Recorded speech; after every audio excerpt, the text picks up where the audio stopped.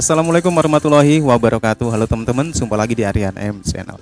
Oke, buat teman-teman yang klik video ini seperti biasanya, saya harapkan mudah-mudahan teman-teman masih dalam kondisi sehat walafiat, dan jangan lupa dukung channel ini dengan cara like juga subscribe. Oke, di kesempatan kali ini saya mau reaksi sebuah video dengan judul Pak C ini sedih melihat putra Raja Malaysia berlidah British, tapi British malah suka bahasa Indonesia.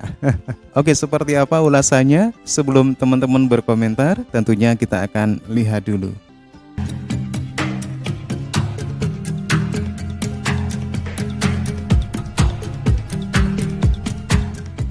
Raja kita, sultan kita satu hari nanti tidak menjaga bahasa Melayu ni, aku sedih guys.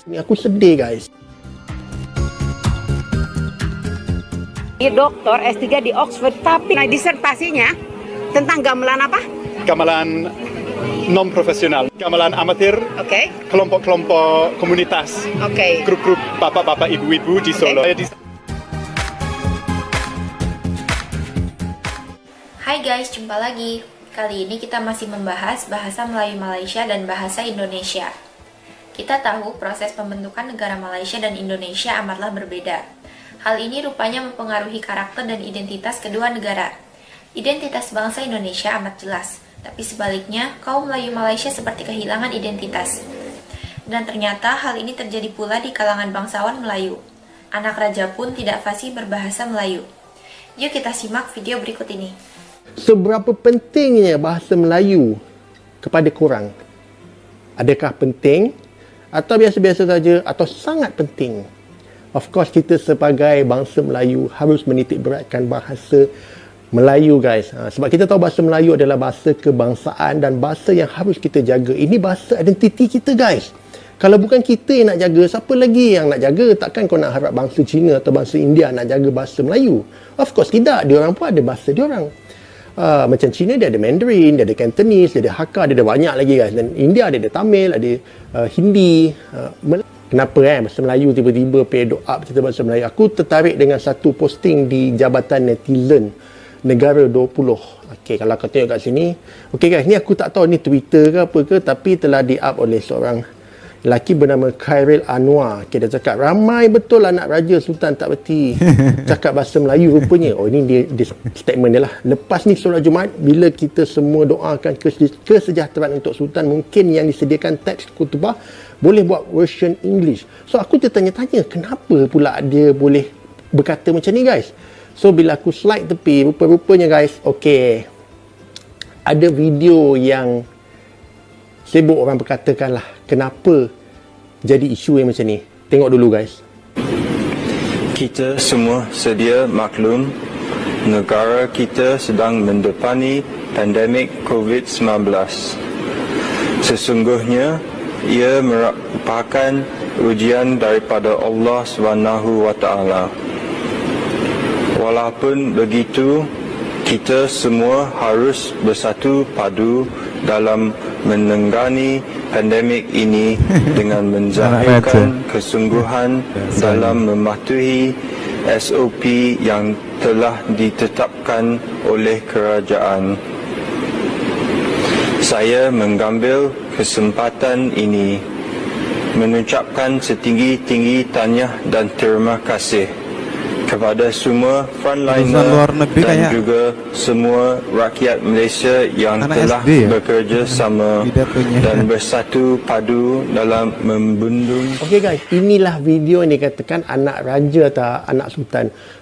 To be honest, aku minta maaf guys. Aku sebelum video ni aku tak tahu pun siapa yang dimaksudkan ni guys. So selepas tengok video ni, so bila aku cari tahu, baru aku tahu okey, rupanya ini adalah yang di-Petua Muda Terengganu, Tengku Muhammad Ismail. Okey guys, okey, aku pun tak tahu nak cakap macam mana lah guys. Kalau cakap banyak rasa serba salah. Bukan kita nak mengkritik, aku ni rakyat biasa. Memang rakyat biasa, rakyat marhain macam aku ni tak boleh nak kritik bangsawan atau orang-orang atasan. Sebab level lah, aku rasa level lah. Tapi aku rasa bersedih hati lah guys. Pasal apa? Kalau pemimpin kita yang kita anggap ketua kita, raja kita, sultan kita satu hari nanti tidak menjaga keindahan atau menjaga bahasa Melayu ni, aku sedih guys. Itulah guys kenapa bahasa Melayu Malaysia sulit dimartabatkan. Hal ini berbeda dengan bahasa Indonesia yang jauh lebih berkembang. Hal itu karena bangsa Indonesia memiliki jati diri yang kuat. Dan justru orang asing termasuk orang Inggris yang dulu pernah menjajah Nusantara malah suka belajar bahasa Indonesia. Yuk kita lanjut ya.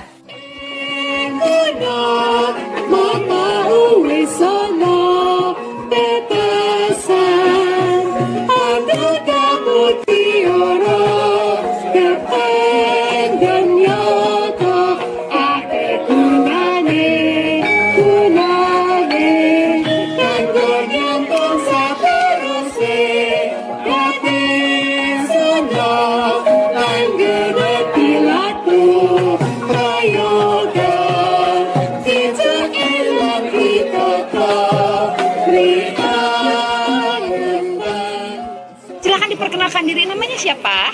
Nama saya Jonathan Roberts. Oke, mau dipanggil Mr. Robert atau Mas Jonathan atau Pak Mas Jonathan? Jonathan bisa, Pak Jonathan bisa, Mas Jono juga bisa, Mas Jono. apa saja. Mas Jono bermain gamelan dari tahun berapa? Saya ini dari tahun 99. Dari tahun 99. Di kota ini, di Oxford. Di Saya Oxford. mulai belajar di Oxford. Oke, Ya. jadi memang kuliah di Oxford. Oh, sorry. Ya, sejak dulu saya S1 di sini. Oh, oke. Ngambil apa musik? Enggak, pada tahun itu saya Enggak namanya. Bilang, enggak. Itunya seperti orang Jawa sekali. kan kalau saya di Indonesia saya hanya di Jawa terus. Oke. Berarti Indonesia saya agak Jawa-Jawanan. It's alright. Saya bangga sekali lo ketemu orang Inggris tapi ngomongnya terus lanjutkan. Jadi kuliah S1 di Oxford. Kuliah saya waktu itu jurusan budaya Cina. Oke. Budaya dan bahasa Cina. Oke. Lalu ada kesempatan belajar gamelan tuh saat di uni atau di ekstrakurikuler or what? Itu ekstrakurikuler di Oxford. Kan ada kelompok ini yang main hari ini, Oxford Gamelan Society.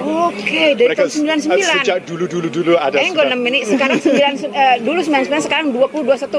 That's mean 20 tahun yang lalu. Dan hampir 20 tahun sebelum itu sudah ada. Oke, jadi Sudah lama sekali. Mas Jono ini belajar gamelan 20 tahun yang Punjul, lalu. ya, Oh ya. my god. Nah, terus perjalanannya S2-nya bahkan ngambil PhD-nya apa nih? Setelah lulus S1 itu saya ke Indonesia pakai program Dharma Siswa dari kedutaan Oke. ya untuk 2 tahun. Oke, jadi masternya di Lalu- Indonesia. Belum masternya. Oke. Itu setelah itu saya mengajar gamelan di sistem pendidikan Inggris Oh, oke. selama 10 tahun. Oh, oke. Terus otak saya mulai penelitian ini harus keluarkan pengetahuannya. Ya. Berarti saya pikir mungkin S2. Oke. Terus bisa diterima di Oxford untuk S2 di jurusan musik Oke. untuk pelajari gamelan. Gamelan. Nah, terus Terus S3-nya? maju ke S3. S3-nya di S3-nya juga di Oxford. Di Oxford. Tapi penelitiannya tentang Solo, tentang Indonesia. Tuh. Grup. Sebentar saya potong nih ya. Iya. Pemirsa, coba deh ya, ini orang Oxford, sekolahnya sampai tinggi doktor S3 di Oxford, tapi disertasinya tentang gamelan apa? Gamelan non profesional, non komersil, gamelan amatir, Oke. kelompok-kelompok komunitas, Oke. grup-grup bapak-bapak ibu-ibu di Solo. Saya di sana 10 bulan. 10 bulan. 10 bulan, oke. Untuk penelitiannya. Di penelitiannya 10 bulan di mana? Di Surakarta, Jogja. ya, di Solo, Oke. di Solo. Dan setiap hari saya misalnya ke Pasar Gede, ke kantor pos. Dalam bahasa Jawa, Menawi ten Inggris sak menika wonten kelompok gamelan ingkang kathah. Ten Oxford sampun wonten sekawan dosa tahun. Inggih ten Cambridge inggih enten, ten London inggih enten. Ten pundi-pundi enten tiyang ingkang kersa sinau. Wow, luar biasa ya bahasanya, bahasa halus. 2 please, 1 and 2 and 3. Aseh lagi ya. 6 please, 1 and 2 and 3 and. hujan apa namanya? Sajen, ya. Sesajen. Bukan budaya Melayu ya ini ya. Tidak punya sesajen untuk menahan tangkal hujan. Ya, kan konco-konco BBC wis seminggu wis umumke. Satu awane elek. Berarti ana wis pun siap sedanten. Berarti nabu sak teruse ya nekat pokoke. Soalnya niki bar Covid. Anu sampun setahun boten saged kumpul. Niki nembe dinten niki saged nabu bareng. Berarti ana ya udan ora udan pokoke nabu.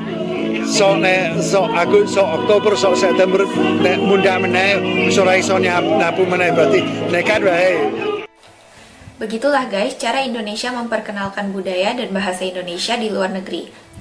Hal itu dilakukan sejak dulu secara konsisten. Sungguh lucu jika kaum Melayu Malaysia masih ada yang suka melabeli bahasa Indonesia sebagai Melayu. Seharusnya Malaysia berusaha mencari identitas sendiri, bukan mengusik identitas negara lain.